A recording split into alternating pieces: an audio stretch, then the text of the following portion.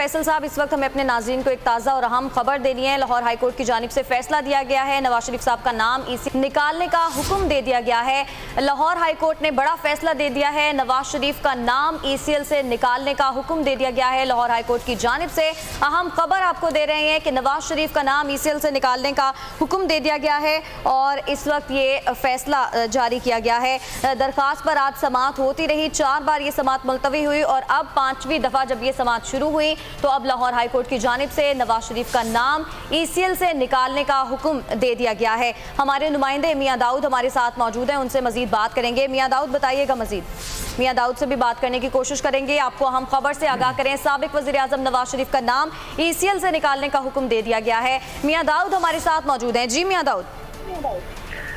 जी बिल्कुल, Lahore high court के 2 रुकनी bench ने साबिक वज़ीर आज़म मियां मोहम्मद नवाज शरीफ का नाम जो है वो ईसीएल से निकालने का हुक्म दे दिया है और जो अभी शॉर्ट ऑर्डर जारी किया गया है उसमें कहा गया है जो वफात के खदशात हैं उनका हतमी तहरीरी फैसले में जो है वो जिक्र किया जाता है। इस वक्त लाहौर हाई कोर्ट की तरफ से जो शॉर्ट ऑर्डर जारी किया गया है उसमें कहा गया है कि जो नवाज शरीफ का नाम ईसीएल निकालने की जो दरख्वास्त दायर की गई थी उसको बाज़ाब्ता तौर पर मंजूर किया जाता है, जिसका और नवाज शरीफ का नाम जो है वो ईसीएल से निकालने का हुक्म दिया जाता है। जो शॉर्ट ऑर्डर बताया गया है उसके मुताबिक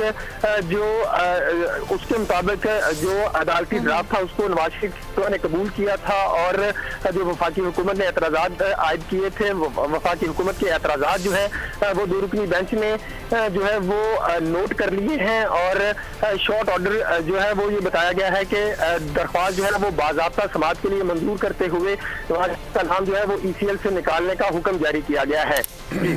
ठीक है मियां दाऊद, आप हमारे साथ ही मौजूद रहेगा। अपने नाज़रीन को एक बार फिर से बताते चलें कि नवाज शरीफ साहब का नाम ईसीएल से निकालने का हुक्म जारी कर दिया गया है। नवाज शरीफ और शहबाज शरीफ के बयान हल्फी अदालती रिकॉर्ड का हिस्सा बना लिए गए हैं, जबकि आपको ये भी बताते चलें कि जब अदालत की जानिब से मुजव्वज़ा मतन दिया गया तो उस मतन में कहा गया था कि अदालत ने बैरून मुल्क इलाज के लिए नवाज शरीफ साहब को 4 हफ्ते का वक्त दिया है और अगर सेहत बेहतर नहीं होती तो इस मुद्दत में तौसी की जा सकती है। और साथ साथ ये भी कहा गया था कि हुकूमती नुमाइंदा सिफारत खाने के जरिए नवाज शरीफ से राब्ता भी कर सकेगा, लेकिन विफाकी हुकूमत की जानिब से इस पर एतराज़ात उठाए गए थे और विफाकी हुकूमत की जानिब से कहा गया था कि अदालती ड्राफ्ट में किसी किस्म की जमानत नहीं मांगी गई। आपको बताते चले कि नवाज शरीफ को बैरून मुल्क जाने की इजाजत दे दी गई है। यह अहम खबर अपने नाजरीन से शेयर करें कि नवाज शरीफ साहब को बैरून मुल्क जाने की इजाजत दे दी गई है। सब्सक्राइब करें और बेल दबाएं ताकि कोई खबर रह न जाए।